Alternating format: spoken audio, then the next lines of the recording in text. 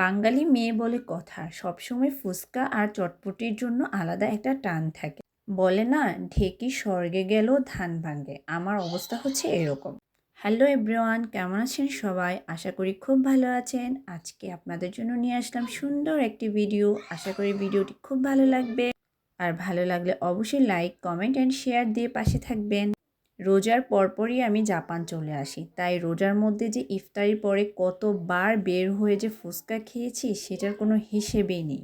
আসার পর থেকেই জামাইকে খুব প্যারা দিচ্ছিলাম ফুচকা খাওয়ার জন্য, তারপর হচ্ছে কাঁচা আমের ভর্তা, কিন্তু কোনোটাই এখানে ভালো পাচ্ছিলাম না। তাই আমি নিজেই এগুলোর আয়োজন করি। অনেক আগেই চটপটি ভুট, তেঁতুল, চটপটি মশলা এগুলো এনে রেখেছিলাম, কিন্তু শারীরিক অসুস্থতার কারণে একটু ঝামেলার কারণে বানানো হয়ে ওঠেনি। আবার কি যেমন তেমন কথা, বাসায় বসে খাবো না তা হতে পারে না। পার্কে গিয়ে বাংলাদেশি স্টাইলে বসে তারপর খাবো, যেন বাংলাদেশের ফিলটা পাই। সাফার আব্বুর অফিস কবে ছুটি হবে সে অপেক্ষা করছিলাম, আর হুট করে প্ল্যান, চটপটি বানানো শুরু করে দিলাম। সেদিন সাফার আব্বুর অফিস ছুটি ছিল। পাশেই একটা কাছে দাঁড়িয়ে একটা হচ্ছে পার্কে আমরা গিয়েছিলাম সেদিন বিকেলে। বিকেলটা এত সুন্দর ছিল, একদম রৌদ্র ছিল, খুবই সুন্দর ঠান্ডা বাতাস। আর জায়গাটা এত সুন্দর সে কথা না বললেই নয়। সেটা তো ছবিতেই দেখতে পাচ্ছেন, ভিডিওতেই দেখতে পাচ্ছেন। চটপটি খাবো কি, জায়গায় এসেই মন ভরে গিয়েছে। আমার তো এত ভালো লাগছিল, একদিকে রোদ আরেকদিকে ঠান্ডা বাতাস, আমার যে কি ভালো লাগছিল। আর এত বড় বড় বক এসে বারবার এই যে লেকের পাশে এসে বসছিল। আমাদের বাংলাদেশে আমি কখনো বক দেখিনি, গ্রামে হোক শহরে হোক।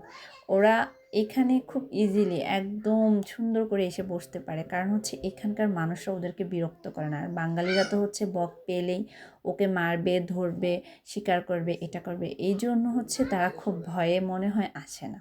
কিন্তু এখানে দেখলাম অনেক বড় বড় বক খুব ইজিলি এসে এত সুন্দর করে বসে মাছ খুঁজে, মানে অন্যরকম একটা প্রাকৃতিক সৌন্দর্য। তো যাই হোক, আমরা সুন্দর একটা জায়গা খুঁজে পেয়েছি কোথায় বসে খাবো। একটা পাটি বিছিয়ে নিলাম। 50% চটপটি বানিয়ে নিয়ে আসছি বাসা থেকে, আর 50% এখানে বানাবো।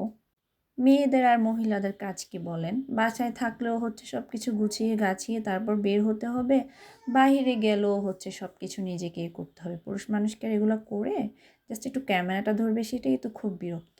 যাই হোক, আমি চটপটি সাজাচ্ছিলাম সুন্দর করে।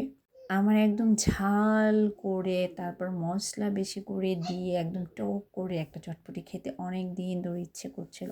আমি তাই করেছি, কিন্তু আমার জামাই আবার শুকনো মরিচ খেতে পারে না, তাই তারটাতে স্কিপ করেছি। আর এই যে দেখুন আমার চটপটি বানানোটা কেমন লোভনীয় লাগছে, আর আসলেই খেতে সেই মজা হয়েছে। অনেক দিন পরে খেয়েছি তো খুব ভালো লেগেছে। আজকে ভিডিওটি এ পর্যন্তই। সবাই ভালো থাকবেন, সুস্থ থাকবেন, আমাদের জন্য দোয়া করবেন। আল্লাহ হাফিজ।